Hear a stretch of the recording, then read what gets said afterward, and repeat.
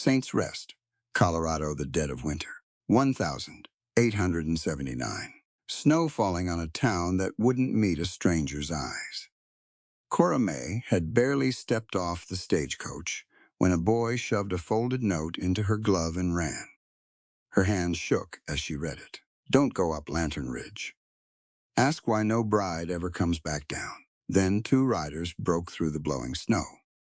The tall one took off his hat, his jaw set hard as stone. Miss Whitfield. We're late, behind him. His silent brother lifted one hand, pressed it flat over his own heart, and would not look away from her face. 2 brothers, 1 bride, and a dark family secret they'd marry a stranger to bury. Stay with me all the way to the end, because the truth behind those burning lanterns is darker than anything that town ever dared whisper. She had $7.40. She counted it twice on the floor of the stagecoach, coin by coin, in a gloved hand that shook a little from the cold. Then she folded the bills small and pushed them down into her boot, the way her mother had taught her. Money, you can see, is money somebody takes. The coach slowed. Cora May Whitfield pressed her face to the dirty glass and watched a town come up out of the snow. Saints Rest, that was the name on the letter. A holy name for a place that did not look holy. The buildings leaned into each other like tired men. The mud in the street had frozen the color of old iron, and the people. That was the thing she noticed first. The people did not look at the coach. A woman crossed the road with her chin tucked down. 2 children stood by a closed store, and when Cora lifted her hand to wave, the older one pulled the younger inside. Nobody waited for her. No husband stood there with his hat in his hands. She had pictured that man for 10 days now, on the long train out of Tennessee. She did not know his face. She knew his handwriting. She knew 5 short letters and 1 line that had made her decide. There is a place here for a woman who is not afraid to begin. She climbed down. The driver set her trunk on the boardwalk hard, like he wanted to be rid of it, like the trunk had done something wrong. That was when she heard the child. A sound she knew, a short, tight, wrong kind of crying. She had heard it in her mother's cabin more times than she could count, and her body moved before her mind did. She was across the boards and down on her knees in the snow before she had decided a single thing. The boy was small, 4, maybe 5. His mother held him and did not know how to hold him, and his little body had gone stiff, and his eyes had rolled back, and his heels drummed against the frozen ground. Fever, Cora said. He's burning. How long has he been hot? Since the night, the mother whispered. Please, the doctor's 2 days off. Look at me. He's not dying. Children do this when the fever climbs too fast. We bring it down. The shaking stops. Her hands were already working. She loosened the boy's collar. She scooped snow into her bare palm and pressed it to the back of his neck, to his wrists, to the soft place behind his ears. From the bag at her hip, her mother's bag, worn soft as skin, she took a small brown bottle and tipped 2 drops under his tongue. Talk to him, Cora said. Say his name. Let him hear you, Samuel. The mother breathed. Samuel, Samuel. The drumming slowed. The little chest rose and fell, and the stiffness went out of him all at once, the way a rope goes loose. He blinked. He looked up at his mother and frowned, the way children do when they have come back from somewhere far. The mother started to cry. She caught Cora's wet red hand in both of hers. I don't have anything to pay you. I didn't ask you for anything, Cora said. Keep him cool tonight. Water small sips. You watch him, and you talk to him, and you don't leave him be. She closed the bag. A body is worth something just by being a body. You didn't owe me a thing for kneeling down. She stood. Her skirt was soaked through at the knees, and she became aware slowly of the silence behind her. The whole street had stopped. They had watched. Not one of them had stepped down to help. They had stood in their doorways with their faces turned just slightly away.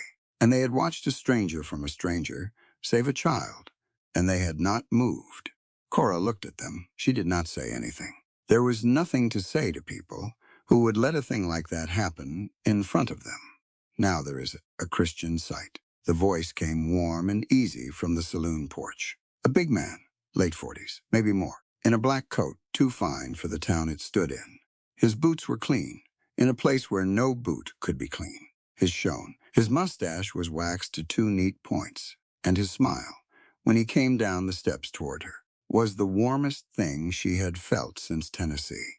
Augustus Thorne, miss, I do a little of everything in this county. Some law, some matchmaking. He tipped his hat. I believe I may have had a small hand in bringing you out here. She believed it too. He had the kind of face you wanted to trust.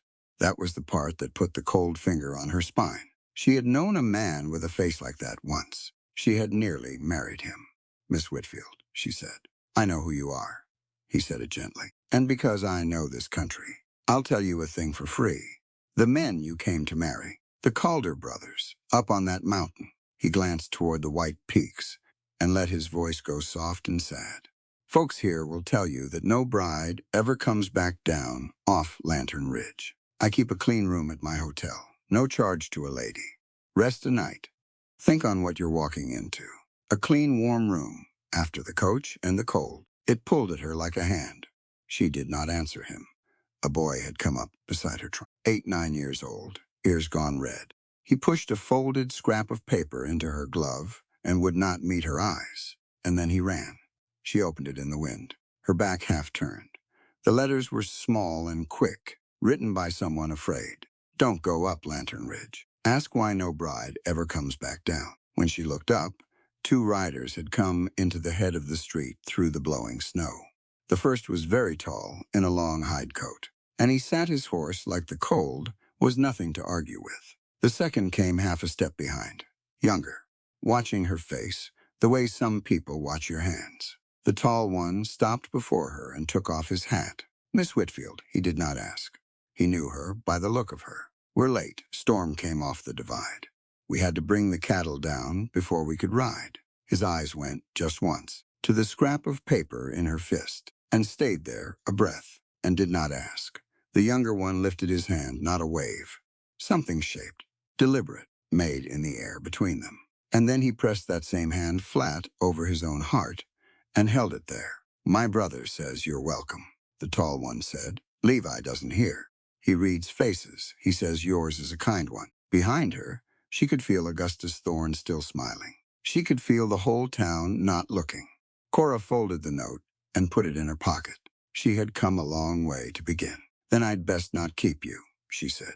It's a long way up. The boarding house was the only door in town that opened to her. It was a narrow place at the end of the street, kept by a thin woman with gray hair and a black dress and hands that had worked their whole life. Her name was Adeline Voss. She took one look at Cora's soaked skirt and her red hands and said nothing about the cost of a room. She put her by the fire instead. She brought stew and bread and a second blanket, and she set them down the way you set things down for kin. You're the Calder girl, Mrs. Voss said. It wasn't a question. I'm nobody's girl, said Cora. I came to marry a man I've never met. That's all I am yet. The old woman almost smiled. Eat. A long ride starts worse on an empty stomach. Gideon Calder came in, stamping snow off his boots. He hung his hat on the peg by the door. He did not sit right away. He stood there a moment, big and quiet, filling the room the way a stove fills a room. And he looked at her eating. And something in his face eased a little when he saw she was warm. Where's your brother? Cora asked, seeing to the horses. Levi don't trust a liveryman to blanket a horse right. He pulled out the chair across from her. He sat. He folded his hands on the table. Miss Whitfield, I'm going to tell you a thing now, and I'm going to tell it plain. I'm no good at the soft way around. Then don't take it. I've had men take the soft way around. It always ends in the same place. He looked at her then, really looked, and she felt him take her measure the way you'd take the measure of a horse you meant to trust your life to. I didn't send for a wife because I was lonesome, he said. I sent because I need one. There's a reason, and it's a hard one. And I won't say it down here in this town where the walls are thin. I'll say it on the mountain, all of it, before you sign a thing. You have my word on that. Your word. She set down her spoon. I had a man's word once. I know you did. That stopped her. You don't know anything about me. I know what's in the way you sat down. I know what's in the way you hid that money in your boot when you thought nobody saw. His voice stayed low and even. I know you ran from something. A woman doesn't answer a notice from a stranger 40 miles up a mountain unless the thing behind her is worse than the thing ahead. She was quiet a while. The fire popped. Outside, the wind leaned on the glass. My father died owing money, she said at last. She didn't know why she told him. Maybe because he hadn't asked. He was a good man and a poor one. When he passed, the man who held the note came to the house. He said the debt could be settled one way. She turned her cup in her hands. He had a paper drawn up, my name on it next to his. He called it a marriage. It read like a bill of sale. Gideon didn't move, but something went tight and dark across his face, like a cloud crossing a field. So you understand, she said, why I don't melt when a man tells me he keeps his word. I understand it better than you know. He leaned in. Then hear this part close. The marriage I'm offering asks nothing of you that you don't give of your own free will. Not your money, not your body, not one thing. You'll have your own room and your own door and a bolt on the inside of it. And you'll be the only hand that ever turns it. He paused. It's a true marriage in the eyes of the law and a partnership in the truth of the house. What it is past, that is yours to decide, in your own time or never. That's not me being kind. That's me telling you how it'll be. Cora studied him. She had spent a year learning to hear the lie under a man's nice words. She listened for it now. She didn't find it. What she found instead was a tiredness, so deep it had gone past tired into something steady. Like Stonewhy, she said slowly. Would a man offer a wife everything and ask for nothing? Because I need a partner I can trust, he said. And you can't buy trust. You can only be worth it. He stood like he'd said all he had. Finish your supper. We ride at first light. The door opened before he reached it. Augustus Thorne stepped in out of the dark, brushing snow from that fine black coat, smiling like he'd been invited. Calder, he said, pleasant as Sunday. And Miss Whitfield, I do hope I'm not interrupting a courtship. Gideon went still in a way Cora felt in her own chest. This is a private house. Thorne, it's a public county. Thorne pulled off his gloves, finger by finger, taking his time. I'm a man of the law in it, among my other small offices. And the law, Miss Whitfield, has a long memory. He turned that warm, sad face on her. I'd be doing you a wrong if I didn't make sure you understood your situation. You came west under a contract, a marriage contract, drawn up in good order, signed and witnessed, held by a respectable man back in Tennessee. The bread went dry in her mouth. That man is a friend of mine. Thorne went on gently. He's asked after you. He's worried. A contract like that doesn't just blow away because a girl gets on a train. It follows her, across every state line there is. He spread his hands like he was sorry, like the whole sorry business pained him. You are, in the strict letter of it, a runaway from a lawful agreement. And a man, with the right paperwork, could see you sent back. The room tilted. She gripped the table edge. She thought of the train, all those miles, the country going by. And the whole time, this thing riding behind her, like a shadow nailed to her heels. Now Thorne's smile widened the smallest bit. There is an exception. The law's a strange creature, full of doors. A married woman belongs to her husband's household. Her old contracts, her old debts, they fall away. A wife can't be reclaimed like a runaway, you see. She isn't her own to reclaim anymore. He let that sit. So your Mr. Calder here is offering you quite a shelter. I only wanted you to know exactly what you'd be sheltering from. Sleep on it. My room still stands open. He tipped his hat to her. He nodded to Gideon, the way one player nods to another across a table. And he went back out into the snow. For a long moment, nobody spoke. The fire cracked. Mrs. Voss stood in the kitchen doorway with a dish towel knotted in her two hands and her mouth pressed thin. He's not wrong about the law, Gideon said finally low. That's the worst of it. He's not wrong. Cora sat with it. She made herself breathe. She thought about the paper back in Tennessee with her name on it, the one that read like a bill of sale. And she thought about a new paper up a mountain that might cancel it out. Two papers, both with her name and she, the woman whose name they spent, in neither one of them allowed to hold the pen. She had had enough of that.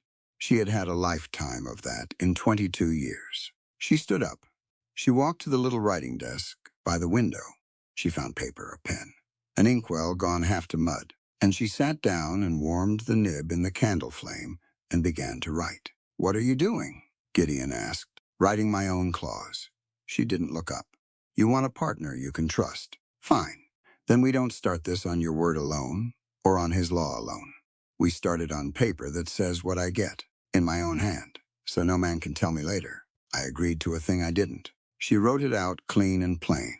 She read it to him, that she would keep her own door, with the bolt on her own side, that she would be told the whole truth of the house before she signed any marriage, and that if the truth was something she could not stand, she could ride back down the mountain, a free woman with her trunk and her name, that whatever she gave of herself past the law, she gave freely or not at all, and no paper, his or Thorne's or anyone's, made her otherwise. She pushed it across the table.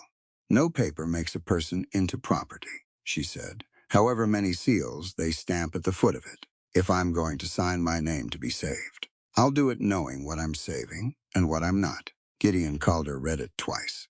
She watched his eyes move down the page and back up, and then he did a thing she did not expect. He took the pen from her hand, careful, like it was something that might cut, and he signed his own name under hers without a single change.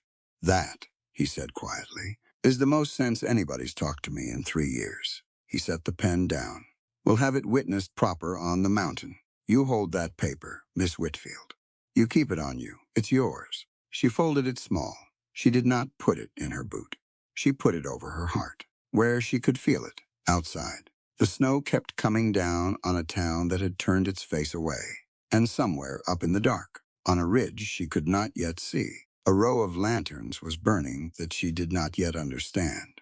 They rode out before the sun was up. Levi had the wagon, with a fur laid over the seat, and a hot stone wrapped in flannel underneath it. And when Cora climbed up, he handed her a second blanket without a word. Then he pointed at the stone, and at her, and made a small motion with both hands, a kind of folding in, and she understood it the way you understand a thing a child does.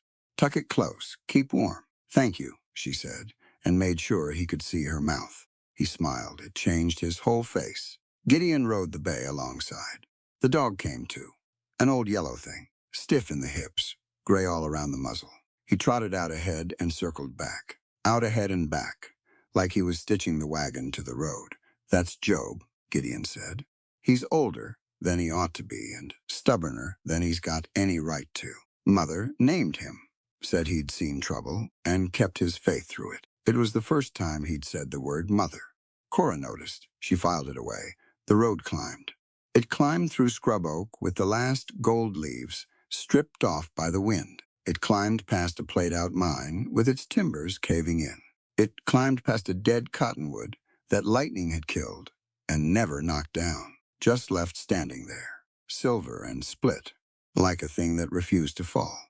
The cold came up through the blanket and the fur and the weight of her wool dress. And Cora thought, just for a second, about the warm, clean room down in the sheriff's hotel, and was ashamed of thinking it. Levy tapped her arm. He pointed up the slope, where a hawk hung on the wind without moving a wing. He looked at her to be sure she saw it. She nodded. He nodded back, satisfied, like he'd given her a present. "He does that," Gideon said. "Shows you things. He sees more than the rest of us, on account of he can't lean on his ears. Down in town, they take him for simple." A hardness came into his voice. "He's the sharpest man I know. Folks just never look long enough to find it out. They decide what a person is by what he's missing.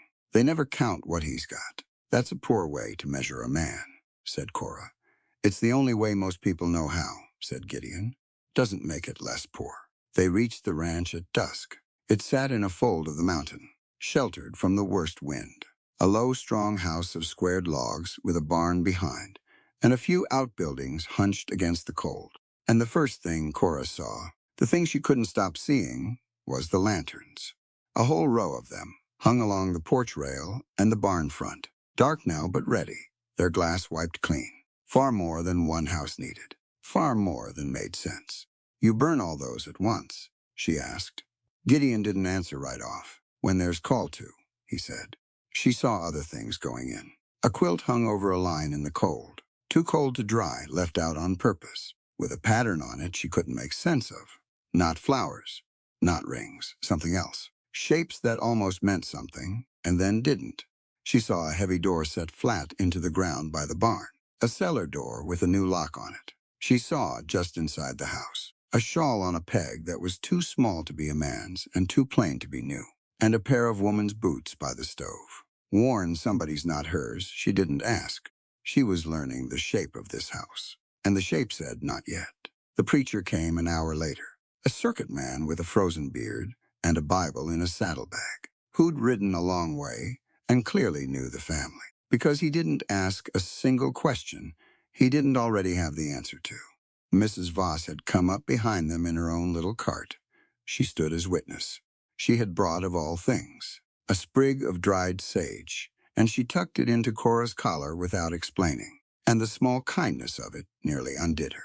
They married her in the front room by lamplight. The vows were not the ones Cora knew. The preacher had them written out on a card in a careful hand, and they had been changed. Where the old words said obey, these said honor. Where the old words made the woman a thing given, these made her a person who gave herself. And Gideon, when his turn came, said the line, clear looking right at her so she'd know he meant it. To honor her will, he said, as my own. Then there was the other thing, the thing she hadn't understood yet. The preacher turned to Levi, and Levi stepped up beside his brother, and he made his vow in the air with his hands, slow and certain, and the preacher spoke it aloud for the room, that he too would stand for her, provide for her, protect her with his life, a second husband's promise. In the eyes of God and the few souls in that room, though the county paper would carry only Gideon's name. Two brothers, both bound to her, one on paper, one on his honor. She understood now why he wouldn't say it in town. And before the pen touched the register, Gideon did the last thing, the thing that decided her. He stopped. He stepped back. He nodded toward the door, which stood open to the cold, and past it, in the yard, a horse stood saddled and waiting in the lantern light. That horse is gentle, and it knows the road, he said.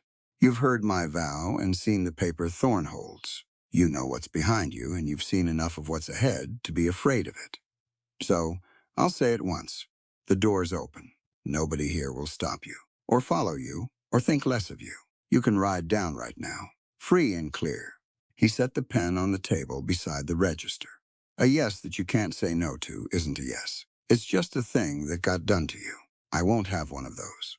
Not in this house. The room held its breath. The fire ticked. Job lifted his old head off his paws and watched her. Cora looked at the open door, at the saddled horse, at the cold road going down into the dark, back toward the train, back toward a paper with her name on it that read like a bill of sale. Then she looked at the two men standing there, asking nothing, holding nothing over her, waiting on her word like it was the only word that mattered in the world. She picked up the pen. She signed her name. Shut the door, she said.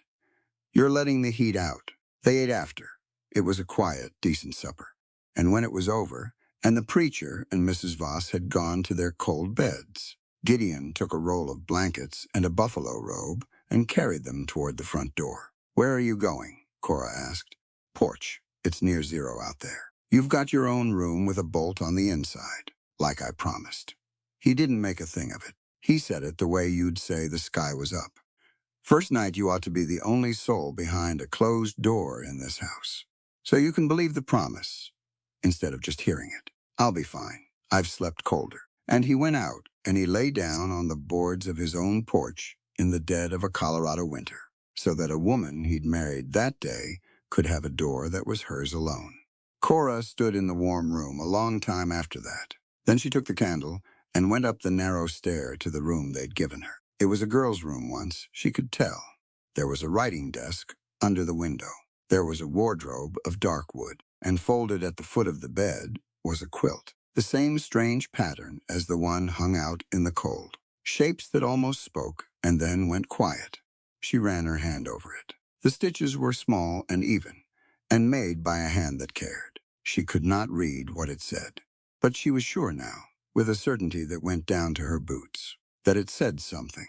She set the candle down. She looked out the dark window, and down in the yard, by the light of those waiting lanterns, She could see the long shape of her new husband, rolled in a robe on the cold porch, keeping a promise instead of breaking one.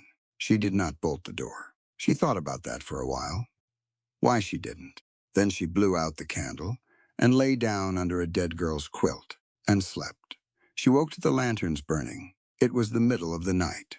She knew it by the dark and the deep cold and the dead silence of a house asleep. But light moved on the ceiling of her room, gold and shifting. And when she went to the window, the whole porch rail was lit, every lantern, and the barn front too, blazing out into the snow. And there were people in the yard. Not Gideon, not Levi, strangers. A wagon she didn't know, its team blowing steam, and shapes climbing down from under the canvas, slow and stiff and afraid women. Three of them. One was being half carried by the others. Cora was down the stairs and pulling on her boots before she'd thought it through. Gideon met her at the bottom, already dressed, his face grim in the lamplight. "You weren't to see this yet," he said. "Not till morning, not till I could tell it right." "There's a woman out there, can't stand on her own," said Cora. "You can tell it right while I work. Where do you keep your hot water?" He looked at her one more second. Then something gave way in him. Some last-held thing, and he stopped guarding the secret and started letting her into it. "Cellar," he said. "Come on." The locked cellar door by the barn wasn't a cellar. It was a room. A good room, dug back into the hill, dry and close and warm, with bunks along the walls and a stove in the corner and lamps already lit. And in it were two people Cora would come to know better than her own heart. A tall black woman stood by the stove with a rifle, leaned in the corner and command in every line of her. That was Hannah Freeman. She took one look at Cora and one look at Gideon's face behind her and understood the whole thing at once. "You told her," Hannah said. "She told herself," said Gideon. "She's not the kind you can keep a thing from." Beside Hannah, hands already moving to help, was a small red-haired girl, no older than 17, with a brogue thick as butter and burns, healed white along both her wrists, Bridget Kane. She was easing the failing woman down onto a bunk and talking to her soft and steady, the way you talk to someone you've decided not to lose. Cora went straight to the woman on the bunk. She didn't ask permission. She knelt, and she took the cold face in her two hands. And she read it the way her mother had taught her to read a face. Blue lips, skin like wax, a pulse fluttering somewhere far off, like a moth against a window. How long was she out in it? "Hours," Hannah said. "The crossing went wrong. The pass drifted in. We lost the trail and lost time finding it again. She's froze near to death, and she's been starved a long while before that. Get that stove roaring. I want stones heated, wrapped in cloth, packed around her, not against the skin. I want broth, warm, not hot, the second she can swallow. And blankets, every one you've got." They moved. Nobody argued. There is a kind of authority that doesn't come from a badge or a paper, that comes only from a steady pair of hands that knows what to do. And Cora had it, and the room felt it, and the room obeyed. She worked. She worked for an hour, and then another, rubbing warmth back into dead-cold limbs, dripping broth between gray lips, a spoonful at a time, talking the whole while in a low, even voice, the woman's name when they told it to her. Anything a hand to hold on to in the dark. And somewhere in the second hour, the woman's eyes opened. And she came back. She came back from wherever the cold had taken her. And the first thing she did was flinch from the hands on her, hard, a whole-body terror, until Bridget got close and said, "You're at the ridge, love. You made it. You're at the ridge." And the word, the ridge, meant something to the woman, because she stopped fighting and started weeping. And Cora held her while she did. When it was done, when the woman slept and her color had come back to something like living, Cora sat back on her heels on the dirt floor and looked up at Hannah Freeman and asked the question, "What is this place?" So Hannah told her. She told it plain, the way Gideon had said. The truth was always told in this house. Lantern Ridge was a station, the last one before the high pass, before 100 miles of hard country that ran north to where the law was thin, and a woman could disappear into a free life. Women came up this mountain who had nowhere else on God's earth to go. Women sold into marriages that were slavery by a softer name. Women bound by debts they never made, by indentures that never ended. By contracts that turned a person into a line on a ledger, like the one Thorn holds on me, Cora said. Just like it, said Hannah. Thorn's the worst of them in this whole territory. He calls himself a marriage agent. Respectable. He brokers brides. Her jaw set. What he brokers is people. He finds girls with no money and no kin. Girls a man can press, and he sells them up and down this country to whoever pays. And he does it all on paper. So clean a judge will smile and sign it. He is the judge half the time. She looked at the sleeping woman. We take them back. That's all we do here. We take them out the bottom of his clean paper and put them out the top, free in the rumor. Cora said slowly. No bride ever comes back down the mountain. We started that rumor ourselves, Hannah said. And for the first time, something like a smile touched her hard mouth. Let's folks think the worst of these men. So they keep clear and keep talking. And they never once think to wonder if the brides went up the mountain and out the other side. The thing they whisper to scare you is the very thing that saves us. A contract that sells a woman isn't law, child. It's a chain with a clerk's signature on it. And we are in the business of cutting chains. Cora sat with that. Her whole life turned over while she sat there.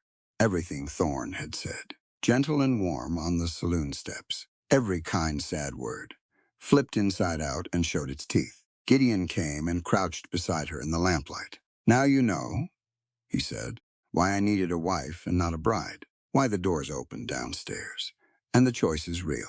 His voice dropped. Our mother came up this mountain the same way these women do. A long time ago, she was Thorn's, on paper, and our father took her out from under it and brought her here. And she spent the rest of her life making this place a door for other women to come through. He looked at the sleeping stranger. We grew up on it, Levi and me. It's the only work we've ever thought was worth doing.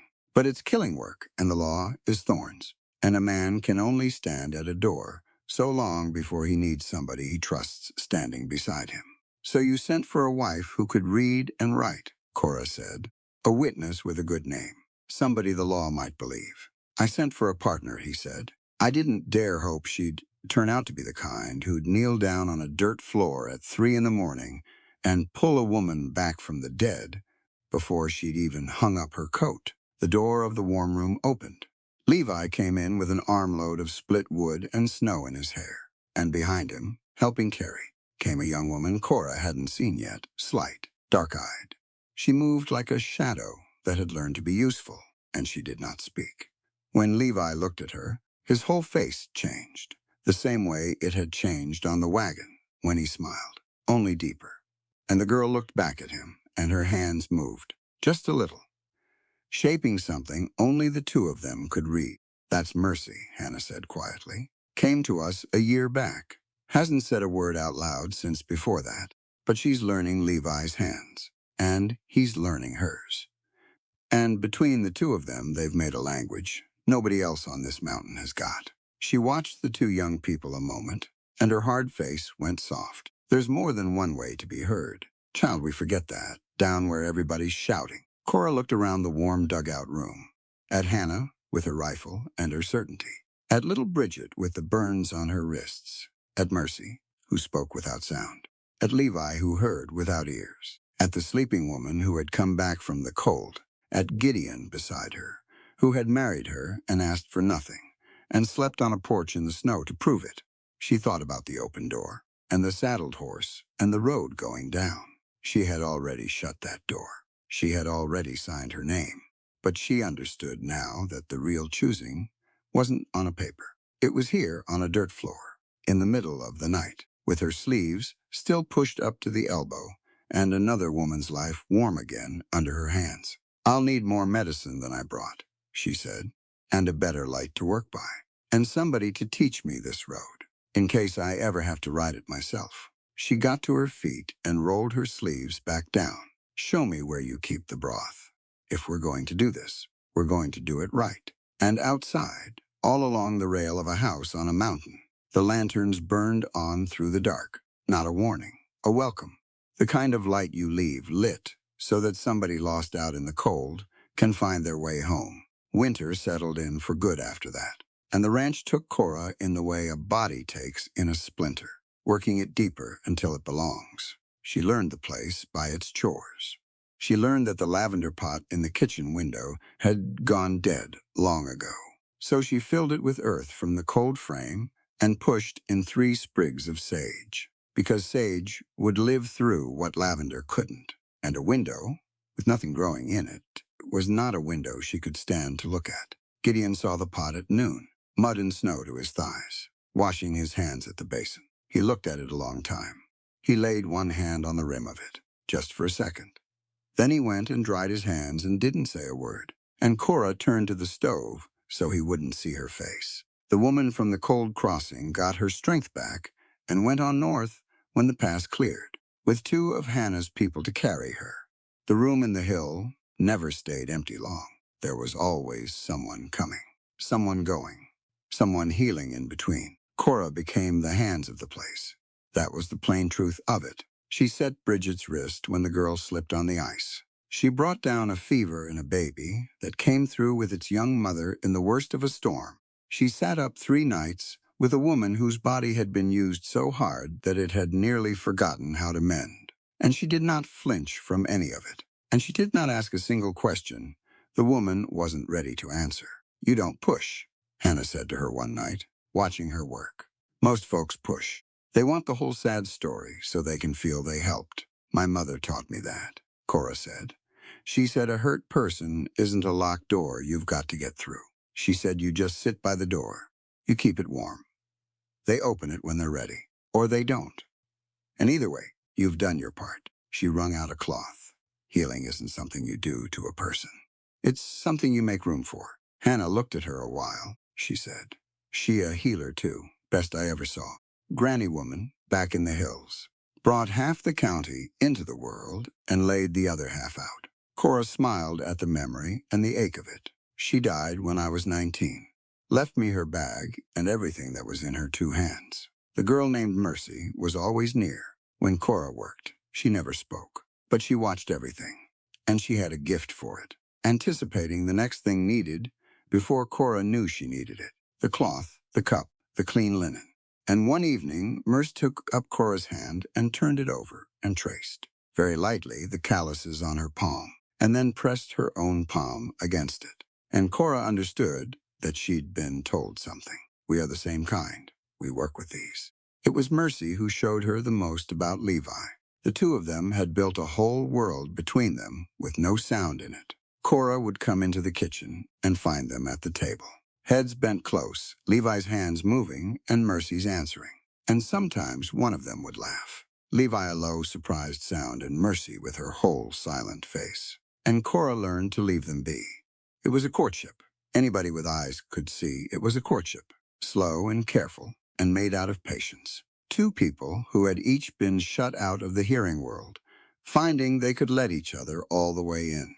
Down in town, they'd say, "Those 2 can't talk," Cora said to Gideon one night by the fire. "Can't talk. They never stop talking. They just don't make a sound doing it." "People decide a person's empty," Gideon said, "because they can't hear what's in him. Says more about the listener than the one they're judging." He was mending a halter, big hands working the leather. "Levi's the best of us. I mean that flat. He sees what's coming before any of us. He remembers what the rest of us let go. He's kept this place running in ways nobody's even noticed." "What ways?" Gideon's hands went still, just for a breath. Then they started again. "All kinds," he said, and she knew he'd stepped around something, and she let him.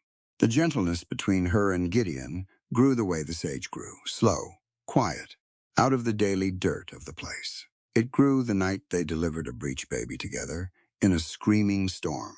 His big, steady hands holding the lamp exactly where she needed it for 2 hours, without a tremor. The 2 of them not speaking, just working. Until the child cried and the mother wept, and they looked at each other across the blood and the lamplight, and something passed between them that neither had a word for. It grew the afternoon, a rider came up unexpected, and they had to hide 6 women in the space of 4 minutes. Cora and Gideon moving through the house like one body that happened to have 4 hands. And when the rider turned out to be only a lost trapper, they stood in the suddenly quiet kitchen and started laughing, helpless, leaning on the same table. until their eyes met and the laughing stopped and the air went thick. He stepped back first. He always stepped back first. "I made you a promise," he said, low, like an apology. "I mean to keep it. I know you do," said Cora. And she didn't know whether she was glad of it or sorry, and that not knowing was a new thing. And she carried it around for days like a stone, warm from the fire. Then the trouble came, the way trouble always comes. On a clear, quiet day, when you've let yourself forget it's out there. It was Maggie Blackbird who brought the first half of it. She came up the mountain on a mule, an old Indian woman wrapped in 3 blankets. A granny midwife who'd doctored this country since, before there was a town to call Saint's Rest. She knew Hannah. She knew the house, and when she came into the kitchen and saw Cora's medicine bag open on the table, she stopped dead, and she reached out one brown finger and touched the worn leather strap, and her old face changed. "Where did you get this bag?" Maggie said. "It was my mother's." "Your mother?" The old woman's eyes searched her face. "Your mother was a Whitfield, out of the Tennessee hills. You knew her." "I taught her," said Maggie Blackbird. 40 years gone, when I was young and traveling. I spent a winter in those hills. And there was a girl who followed me everywhere, with questions. And I taught her every plant and poultice I had. She sat down slow, like her legs had gone out from under the weight of it. I stitched that bag with my own hands and gave it to her the day I left. And here it is, on a mountain in Colorado, in her daughter's keeping. She shook her head. "There is no such thing as a stranger, child. Only kin you haven't placed yet." Cora sat down across from her heart going hard, because if that was true, then her coming here was no accident. Somebody had reached out across 40 years and 1,000 miles and put her exactly where she was sitting now. And that was the other half of the trouble, that same night. Hannah came in from the barn with her face like a closed fist, a way station 40 miles down the line. A safe house my people they trusted had gone dark. A woman they'd sent through, a woman who should have reached the next station 3 days back, had never arrived. Hannah said, "Clean, like the trail just swallowed her." The room went quiet. "That's never happened," Bridget said softly. "Not once. Not in all the years. It's happened now." Hannah set her rifle in the corner harder than she needed to. A woman doesn't vanish off a road we know like our own hand. Not without somebody told somebody where to wait. She looked around the warm kitchen, at every face in it, and Cora watched the thought land in all of them at the same terrible moment. "There's a leak," Hannah said. "Somewhere on this line, somebody is talking to Thorne." And just like that, the warm, safe house on the mountain wasn't safe anymore, because the danger wasn't only out there in the cold now. Coming up the road where you could see it, it was already inside, sitting at the table, warming its hands at the same fire. Thorne did not come up the mountain. He did worse. He sent paper. It arrived by Deputy Roy Teague, who rode up alone on a cold, bright morning with a leather satchel and a smile that didn't reach anywhere near his eyes. He sat his horse in the yard and would not get down, and he read out what he'd come to read in a flat, bored voice. Like a man reading a feed bill, he had a writ. Augustus Thorne, in his office as probate judge for the county, gave notice that the marriage of Gideon Calder to one Cora May Whitfield was under review for fraud. There was a question, the writ said, of whether the marriage was true or a sham, got up to dodge a lawful contract. There was a further question, and Teague's eyes flicked up at this part, of bigamy, on account of conflicting record, suggesting more than one man claimed the woman as wife. Cora felt the floor drop out from under the morning, and the judge, Teague went on, directs that the said marriage be examined as to whether it has been, in the plain words of the law, consummated. An unconsummated union inside of a season may be held no true marriage at all. The judge will send a woman up to make the examination inside the month. Good day. He folded his paper. He tipped his hat. He rode back down. Nobody moved for a long moment after he was gone. It was Gideon who broke it, and his voice was terrible and quiet. He found the second record, the covenant, Levi's name. He set the both hands flat on the table, like he was holding it down. He's turned the very thing that was meant to save you into a noose. If he proves bigamy, the marriage falls. If the marriage falls, you've got no shelter, and your old contract stands. And he takes you. He looked up at her. And if we say it's true, one man, one wife, then he sends his woman up to prove it isn't. And we've lied to a court, and he's got us for that, too. Then there's only one way out that he's left open, Cora said slowly. The whole cold shape of it was coming clear to her. We make it true. The thing the law's asking. We make it so it can't be questioned. The kitchen went very still. She had said it plain, the way this house said things. And she watched it land on Gideon. Watched the want and the fear and the honor all war in his face at once. Because that was the cruelty of the trap, wasn't it? The law was reaching right past every promise they'd made, and trying to force with a writ the one thing they'd both sworn would only ever come free. No, Gideon said. His voice was rough. I gave you my word. Your body's yours. Not Thorne's to demand, and not mine to take to win a case. If we do the thing he's pushing us to do, because he's pushing us, then he's the one decided it, not you. And that's him winning the only fight that matters, even if we beat him in court. He shook his head. Hard. We find another way. There's always another way. I won't let that man back you into your own marriage bed. I'd sooner burn the whole case down. And Cora, who had spent her whole life braced against men who decided things for her, sat there and felt something come loose in her chest. Because here was a man refusing to take what the law itself was trying to hand him, refusing it on her behalf and on his own honor. And it was the most that anyone had ever respected her in her life. Then we find another way, she said softly. The marshal came 2 days later. Eli Dunmore was a federal man, which meant he answered to Denver and not to Thorne. And that was either the best news on the mountain or the worst. And for a long while, Cora couldn't tell which. He was lean and gray and gave nothing away. He asked hard questions. He looked at the lanterns and the cellar and the women he was plainly not supposed to see, and his face said nothing at all. It was Hannah who finally took his measure, the way she took everyone's. She walked right up to him in the yard and looked him in the eye. You going to send these women back? Marshal. Dunmore looked at her a long time. Then he looked past her at the row of lanterns, dark in the daylight, waiting. Ma'am, he said, I've been a lawman 30 years. Long enough to learn that the law and what's right don't always ride the same horse. The law said a man could own a man, once, and I wore this badge through that. And I'm not proud of every road I rode. He took off his hat. My job, the way I've come to understand it, is to stand in the gap between the two and try to drag them together. Sometimes I manage it. I'd like to manage it here. He put his hat back on.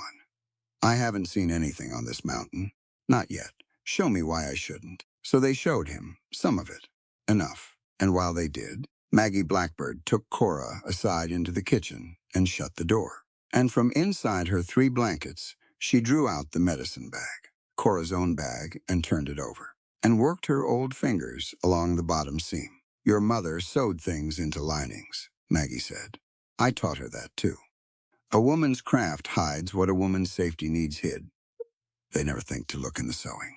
They never think the hands that mend could also keep a secret. She found the loose thread. She pulled it, and from inside the doubled leather, she drew out a folded square of paper, old soft along the creases, that had ridden inside that bag for years without Cora ever knowing. This came up the line with word to put it in the bag of whoever carried it next to the ridge, Maggie said. It's been waiting a long time for the right hands. I believe these are them. She pressed it into Cora's palm. Don't read it alone. Whatever's in it is heavy enough that it was hid this careful. Read it with the brothers by you. Cora closed her fingers around it. The whole house seemed to tilt and settle around that small folded thing. She understood then the full shape of what had happened to her. She had not blown west on the wind. She had been chosen, reached for, routed up this mountain by a network of women who had remembered a kindness her mother did 40 years gone, and had needed exactly her hands and her eyes and her name in exactly this house at exactly this hour. Why me, she asked. Truly, why all this trouble for one runaway girl? Maggie Blackbird looked at her with eyes that had seen the better part of a century. Because somebody once did right by your mother when she was nobody, the old woman said, and kindness keeps an account. Child, it runs longer than money. It runs longer than law. Sometimes it takes 40 years to come back around. but it always knows the road home. They read the letter that night, the three of them, at the kitchen table, with the door shut, and Mercy keeping watch at the window. It was in a woman's hand, quick and frightened, written by someone who knew they were running out of time. And the name signed at the bottom of it stopped both brothers' hearts. Ruth Calder, their mother. Gideon could not pick it up at first. His hand went toward it and stopped, the way you stop short of a fire. So Cora read it to them, soft and even, in the voice she used for the dying, because she understood that was what this was. A voice come back from the dead to be heard one last time. Ruth had written it the night before she died. She wrote that Thorne had found out about the station, that he knew 3 women were hidden on the ridge that very night, waiting for the pass to clear, that he had sent word he was coming with men, and that if she ran with the others, they would all be caught on the open trail and lost together. So she had made a choice. She wrote that she was going to stay. She was going to be there, in the house when Thorne came, and she was going to hold his attention and his fury on herself, and buy the others the hours they needed to get over the pass. She wrote that she knew what it would likely cost her. She wrote that she had decided it was a fair price, that she had been bought once herself, and meant to spend her own life this time by her own choosing, on her own terms, for somebody else's freedom. She wrote, "Tell my boys I did not die a victim. Tell them I died. The one thing Thorne could never make me. Tell them I died free." The kitchen was dead silent when Cora finished. Gideon had his face in his hands. When he finally spoke, his voice came out of him in pieces. "They told us fever," he said, "all these years. We were told she took sick and died while we were down at the low camp with the cattle. We came home, and there was a grave." He looked up, and his eyes were wrecked. "I was 16. I have spent every year since believing I was off chasing cows while my mother died alone in a sickbed, and I wasn't there to hold her hand." "You weren't off chasing cows," Cora said gently. "She sent you, didn't she? That's why you were at the low camp." He went very still. "She sent us down that morning," he whispered. "Both of us. Made up a reason. Insisted on it." His face crumpled. "She sent us away so we'd be safe, so we wouldn't be here when they came. She got us off the mountain on purpose. And we never knew. And I have hated myself for 16 years for being gone. And she was the one who sent me." And there it was. The guilt he'd carried like a stone in his chest since he was a boy. The weight that had made him hard, made him grip too tight, made him decide everything for everyone, so that no one he loved would ever be hurt on his watch again. It had been the wrong weight the whole time. He hadn't failed his mother. He'd done exactly what she'd given her life to make happen. He'd lived. Maggie Blackbird had come quiet into the doorway. She'd known. Cora understood now that she'd known for years, and had waited for the letter to reach the hands strong enough to hold it. "The guilt you have carried," Maggie said, in the old steady voice, "for another man's cruelty, was never yours to pay. You were a boy. She was a mother. She did what mothers do, which is stand in the door so the children can run. Set it down. Gideon Calder. You have carried his crime on your back as if it were your sin, and it has bent you near in half, and it was never once yours." Gideon Calder wept then, a grown man, big enough to wrestle a steer, wept at his own kitchen table with his head down on his arms, and his brother Levi came and put a hand flat between his shoulders and left it there. And Cora sat on his other side and did not say a word, because some doors you do not push. You just sit by them. You keep them warm. In the morning he was changed, not healed. You don't heal a thing like that in a night. But the stone was gone from behind his eyes, and in its place was something quieter and harder to break. He took wildflowers up to the grave, dried ones, from the bunches Cora hung in the kitchen, because nothing bloomed in that cold. He stood over the stone a long while, and then he did a thing Cora had never seen him do. He spoke out loud to the dead, with the wind taking the words off the mountain. "I forgive that boy," he said, "the one who thinks he should have been here. I forgive him. You sent him away on purpose, and he went because he loved you, and that was right, and I'm done hating him for it." He set the flowers down. "You died free, Mama. I heard you. I'll spend my life keeping the door you stood in. I just won't stand in it like a man trying to pay a debt anymore. I'll stand in it like a man who's glad to." Cora watched from a little ways off, and did not intrude, and felt her own heart go out of her chest toward him entirely, all at once, with no taking it back. That afternoon, the test came, the real one, the one that mattered more than any court. A crossing had to be made. A woman down at the Voss boarding house needed to be moved up the mountain that night, in weather, with Teague's men maybe watching the low road, and it was dangerous. And the question was, who would ride it? Cora knew the road now. She'd learned it like Hannah taught her. And she knew, the way you know a thing in your gut, that she was the right one to go. A respectable wife on a clear errand, drawing no suspicion, where one of the brothers riding down would draw all of it. She told Gideon so. And she watched the war happen in him, the old reflex come up hard. The need to keep her close, and keep her safe, and decide it for her. Throw himself in front of the danger the way he threw himself in front of everything. And she watched him master it. He was quiet a long moment. Then he said low, "You're right. You're the one to go." His jaw worked. "Every part of me wants to forbid it, wants to ride it myself, and lock you in the house. That's the part of me that's no better than the thing you ran from. And I know it. And I'm setting it down too." He looked at her, and there was everything in his face. "It's your road to ride, if you say it is. I'll trust you to ride it. Come back to me, Cora." It was the first time he'd used her front name with nothing in front of it, and that not a kiss, not yet, was the moment Cora May Whitfield knew she was loved the way she had always wanted to be loved, and never once been, not held on to, not decided for, trusted, let go of on purpose, by a man strong enough to do the hardest thing love ever asks, which is to open the hand. "I'll come back," she said, and she rode down the mountain into the dark, free by her own choosing, to do work that was worth doing. And up on the porch, a man who had finally learned the difference between holding on and standing watch lit the lanterns one by one and left them burning, so she could find her way home. The leak turned out to be a boy, not a traitor, worse in a way. A scared 14-year-old who carried hay down at the Voss place, and whom Teague had caught alone on the road one night and frightened half to death, and bled for scraps, a name here, a date there, never knowing what he was building. When Hannah found it out, she didn't strike him. She sat him down and made him tell the whole of it, and at the end the boy was crying, and Hannah put her hand on his head. "You're not the first person Thorne used by scaring," she said. "You won't be the last. But you're done being used now. A frightened yes given to a bad man isn't a yes. It's a thing he took. You take it back tonight, and you ride with us, and you make it right." And the boy did, but the damage was done.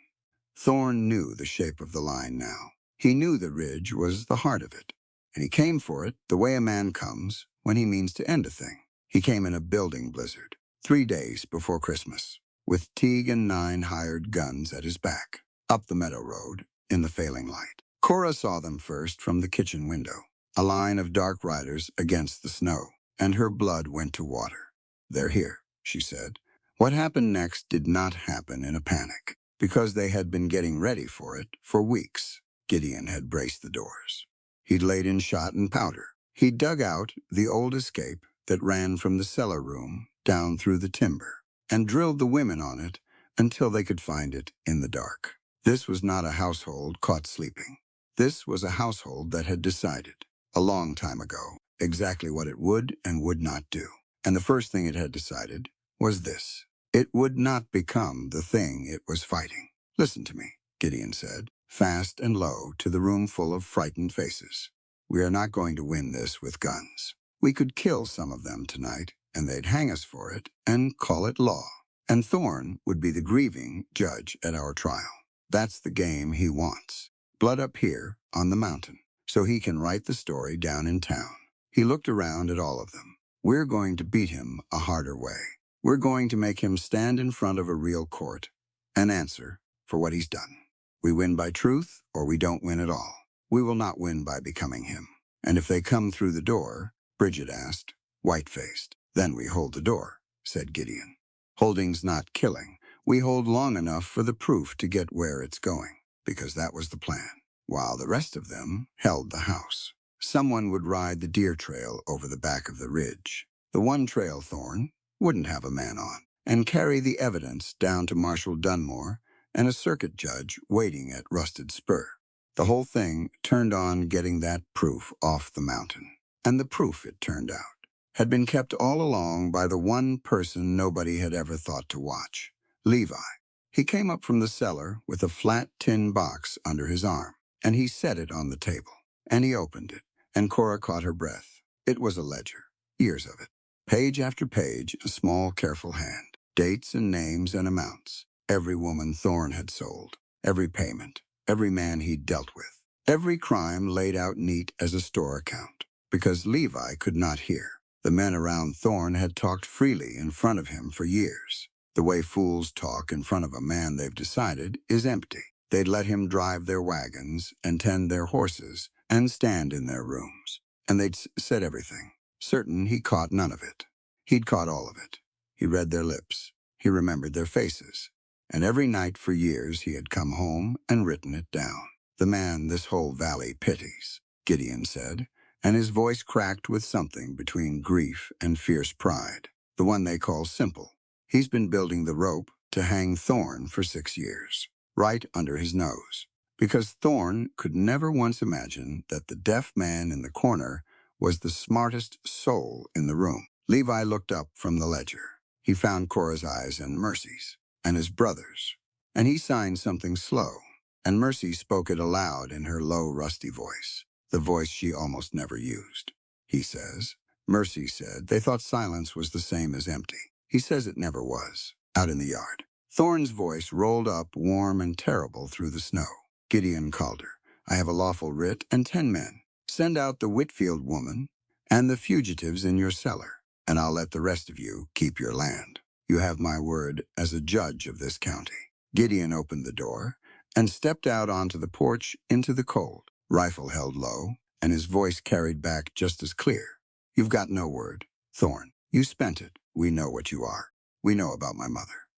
There was a silence then, a small, terrible silence, in which Cora, watching from the window, saw Augustus Thorne's warm face change, just for a second, into something cold and old and afraid. Because the one thing he had never planned for was to be known.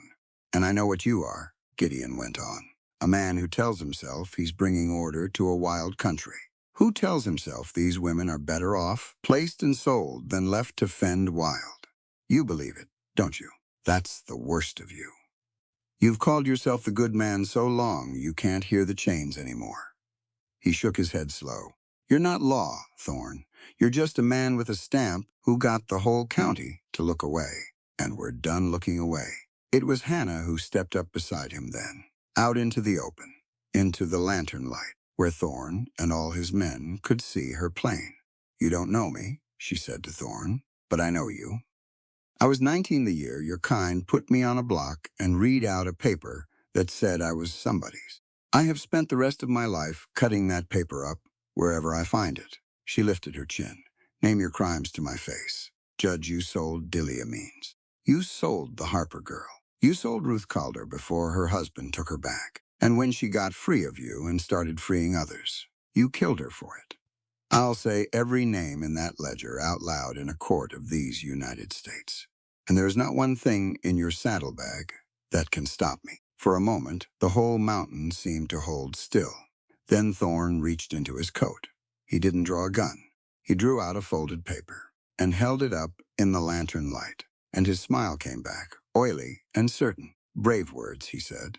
But I have here the original contract, signed and witnessed and sealed. That proves my lawful right to the Whitfield woman. When the judge sees this, every other word said on this mountain turns to wind. He tucked it back safe against his chest. Your ledger is a deaf man's scribbling. This is law. And the law, my friends, is coming up this mountain at dawn to take what's mine. And Cora, at the window, felt the whole night tip toward the edge of a cliff. Because if that paper held, if the judge believed it, then no ledger and no testimony and no truth on God's earth would matter. It would all go back. All of them. Back into the dark. Somebody had to get down the mountain before dawn. And the storm was closing the trails one by one. Cora made the ride. It had to be her, and they all knew it. Gideon couldn't go. They needed his gun on the door. Hannah was known to Thorne's men and would be shot on sight. Levi's bad nothing. His trail sense was the best on the mountain. But the ledger had to stay with the household as the last card. So it came down to a respectable wife who knew the road, carrying a copy of the worst pages and her own two trained eyes. Riding the deer trail over the back of the ridge in a blizzard at night, Gideon held her stirrup. He did not tell her not to go. He had learned that lesson all the way down to the bone. Ride easy on the switchbacks above the North Fork, he said. The ice lies under the snow there, where you can't see it. Let the horse pick it. Don't fight her head. His hand closed over her gloved one on the rein. Just for a second. Come back to me. Cora Calder. It was the first time anyone had called her that. Cora Calder. She found she liked the sound of it more than she'd have believed 3 months ago. Light the lanterns, she said. I'll find my way by them. And she rode. It was the hardest thing she'd ever done. The wind came at her sideways and stole the breath out of her mouth. The trail vanished and she found it by feel, by the horse's good sense, by the dim gold smear of the ranch lanterns at her back that she steered away from like a star run in reverse. Twice the horse went down to her knees in a drift and heaved up again. Once, on the switchbacks above the North Fork. The ice took them both, and they slid a long, sickening way toward the black drop before the mare caught herself on bare rock and stood trembling. And Cora lay along her neck and said, thank you, into the steaming hide. She made Rusted Spur an hour before dawn. Half frozen, still in the saddle, Marshal Dunmore was waiting, and with him a circuit judge named Pryor, a tired, honest old man who'd ridden up from Denver on Dunmore's word, and a suspicion he'd held about Augustus Thorne for 2 years and never been able to prove. They went back up the mountain together, the 3 of them and a handful of the marshal's deputies. In the gray first light, racing the dawn deadline Thorne himself had set. They came into the yard just as Thorne was forming his men to take the house. What followed did not happen with guns, though guns were everywhere in it. It happened with paper, in the cold, in front of witnesses, the way Gideon had sworn it would. Judge Pryor made them all stand down. Thorne's men and the household both, on the authority of the federal bench. And then he did the thing Thorne had been counting on. He asked to see the contract. Thorne produced it, smooth and sure, and laid it in the judge's hands like a winning card. There it is, Your Honor, signed by the late Mr. Whitfield. Witnessed, sealed in the spring of '76. The girl is bound by it, plain as day. And her so-called marriage is a fraud got up to escape it. The judge studied it. He frowned. It looked right. It looked very right. And then Cora stepped forward. May I see it, Your Honor? She was still in her riding coat, snow melting off her, swaying a little on her feet. But her voice was steady, and her eyes, when she took that paper in her 2 hands, were the eyes her mother had trained.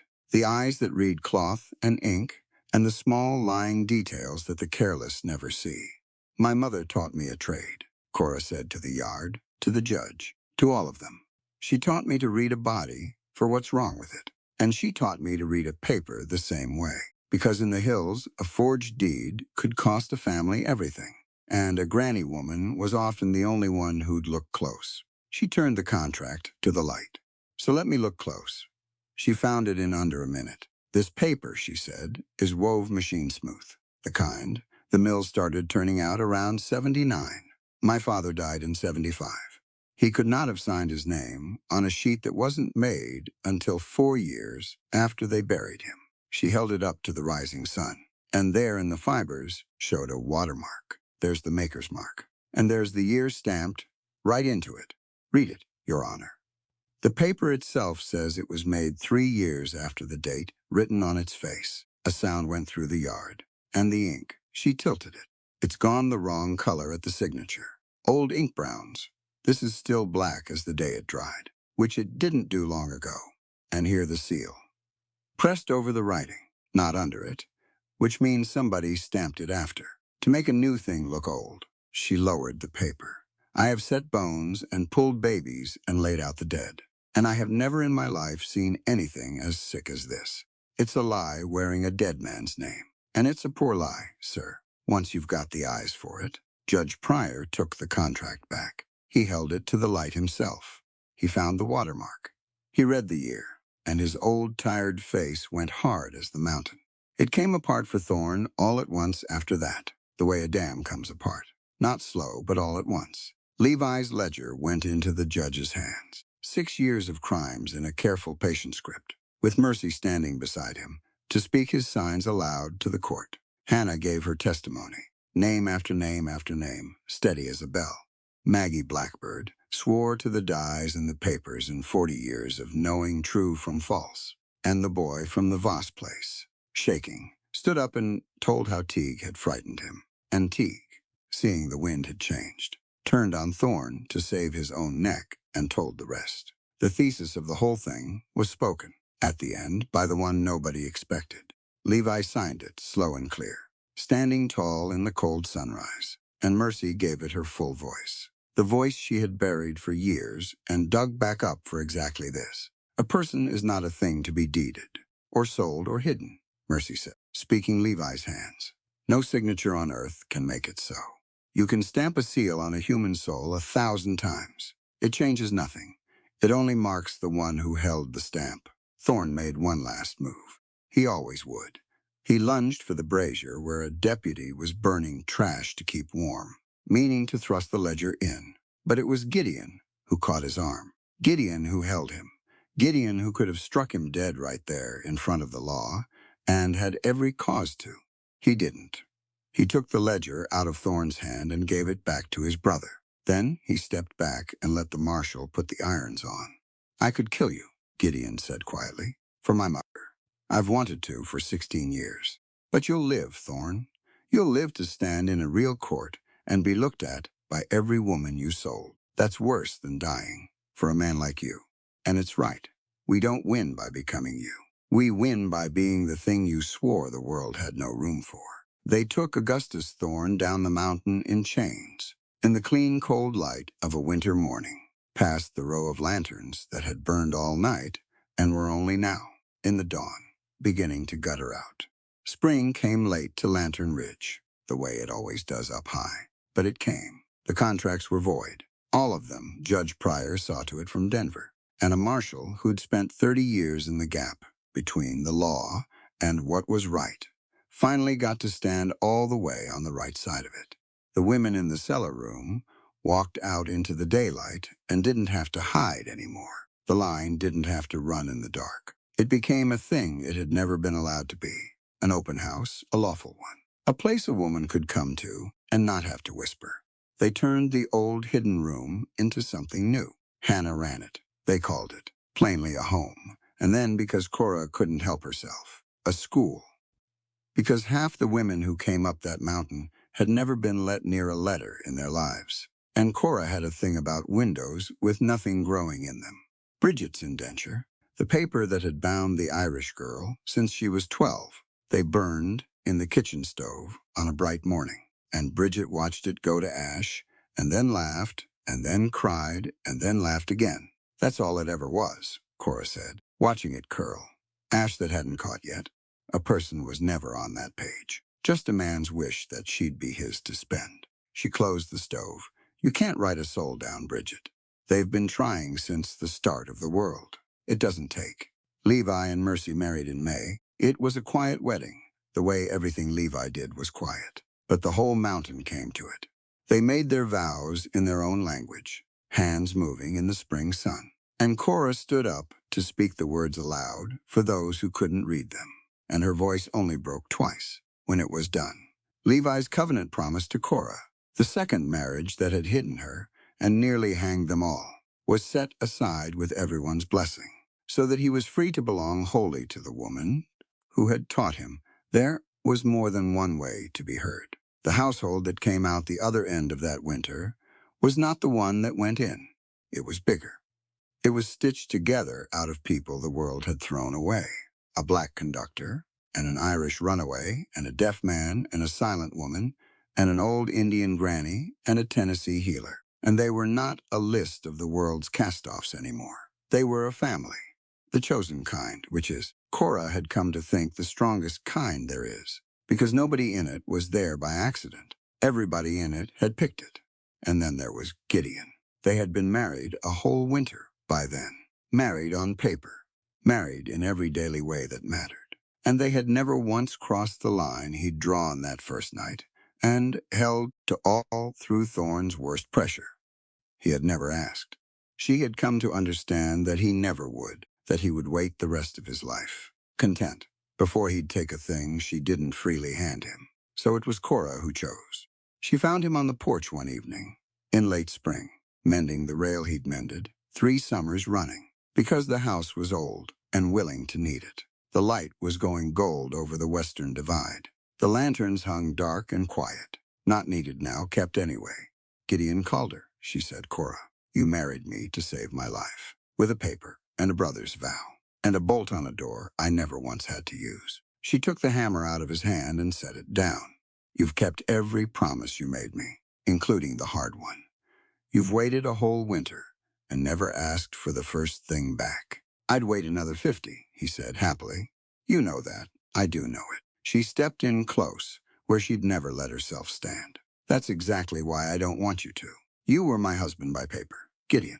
By law, by a trick we played on a wicked man." She put her hand flat against his chest. The way she had the day, she'd hidden a folded contract over her own heart. "Be my husband by choice now. That's the only marriage worth the word. Not the one a paper makes you. The one you'd pick again, free in the daylight." With every door in the house standing open, he looked at her a long moment. This big, quiet, scarred man who had carried a dead woman's crime on his back for 16 years, and finally set it down. "In the daylight," he said. "With every door open."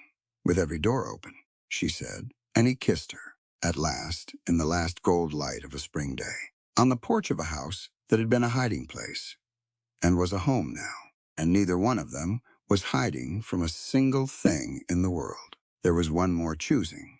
After that, a letter came in summer from Tennessee. Distant kin of her father's had heard, somehow, that she'd married out west, and they wrote to say the old debt was long dead and buried, and there was a place for her back home, if she wanted it. A settled, respectable life in the Green Hills, where she'd been a girl. She read it twice on the porch. Gideon watched her read it and said nothing, because he'd learned, all the way down, that her road was hers to ride. Then she folded it up and fed it to the kitchen stove, the same as Bridget's indenture, and watched it burn. "You could have gone home," Gideon said quietly. "I am home," said Cora. "I didn't get carried up this mountain by fate, Gideon. I got reached for by women who remembered a kindness 40 years gone, and then I stayed every day, on purpose, with my own 2 feet." She slid her hand into his. "Going would have been a fine thing, but I'd be going from something I picked to something I was just born into. And I have spent my whole life learning the difference between what gets done to you and what you choose. I choose this. I'll keep choosing it. That's the whole secret. That's all freedom ever was." That autumn, at the harvest, the house was full. There were children running the meadow that hadn't existed 2 years before. Through wildflowers, Mercy and Cora had seeded one spring afternoon. There was bread on the table and coffee on the stove, and Hannah's laugh and Maggie's stories and Levi and Mercy's hands going in the lamplight, telling each other things only they could read. And when the dark came down, Cora went out onto the porch and lit the lanterns. Everyone, the whole long row of them, blazing out gold into the night. Not as a signal anymore. Not to guide some frightened soul up out of the cold dark. There was no one left who had to run. She lit them because they were beautiful. She lit them for the plain joy of light. She lit them the way you light candles on a table you're glad to be sitting at, with the people you chose. In a house where every door stands open and not one living soul is anybody's property. Gideon came and stood beside her at the rail. Behind them, a child was sounding out letters by the fire, slow and proud, one at a time. "What are you thinking?" he asked. "I'm thinking about a girl on a stagecoach," she said, "with $7.40 and a paper she hadn't decided to believe in yet." She leaned into him, and I'm thinking she chose right. The day she knelt down in the snow for a stranger's child before she'd even hung up her coat. That was the whole of it, really. Everything after just followed that. The lanterns burned. The mountain held them. And inside, in the warm gold light, a family that nobody had given them, and they'd built with their own hands, sat down to supper. The characters, settings, and events portrayed in this story are entirely fictional. While certain themes may echo real-life experiences, they are shaped by creative interpretation. The author does not intend to represent or depict any specific individual, organization, or historical event. In the end, when the lanterns finally burned low on Lantern Ridge and the winter winds began to soften into the first breath of spring, what remained was not just a house on a mountain, nor a hidden line of refuge carved into the wilderness. What remained was something far older and far more enduring than any law Augustus Thorne ever tried to write into paper. It was trust. It was choice. It was the quiet, unshakable truth that no human being is ever meant to belong to another. Cora May Whitfield came into that world with $7.40 in her boot and a name written on a contract she never chose. She arrived in a town that turned its face away from her, where silence was louder than speech, and fear lived behind every window. She could have turned back. She could have accepted the clean room, the warm bed, the false safety offered by a man who smiled like kindness but carried chains in his pocket. But she did not. Instead, she knelt in the snow. And in that single act, simple, instinctive, human, she revealed the first truth this story ever had to tell: that real strength is not found in control, but in compassion. Not in dominance, but in the willingness to see another person as pain and refuse to look away. From that moment forward, every choice that followed on Lantern Ridge was built on that same foundation. Gideon Calder did not save Cora by owning her. He saved her by refusing to own her at all. In a world where every legal system and every corrupt handshake tried to turn love into possession, he chose something harder. He chose restraint. He chose respect. He chose to believe that a woman's yes only meant something if she was always free to say no. That is not weakness. That is the highest form of courage. And Cora, in turn, did not become a rescued woman. She became a force of her own. She brought healing where there was only survival. She brought knowledge where there was only silence. She brought dignity back to those who had been taught to forget their own names. And in doing so, she proved something the mountain had always known, but the valley had forgotten: that freedom is not given. It is practiced. It is chosen again and again, even when fear tries to speak louder. But the deepest truth of all was not in Cora, or Gideon, or even the hidden road that carried women up the mountain and out of their chains. It was in memory, in Ruth Calder's sacrifice, in Maggie Blackbird's teachings, in the unseen chain of women who passed knowledge, protection, and quiet defiance from hand to hand across decades of time. There was a reminder that kindness is never lost. It does not disappear into the world. It waits. It travels. And one day it comes back, often in ways no one can predict, but always exactly when it is needed most. That is how Lantern Ridge was born. Not from power, but from remembrance. Not from conquest, but from repayment. A debt of mercy finally returned.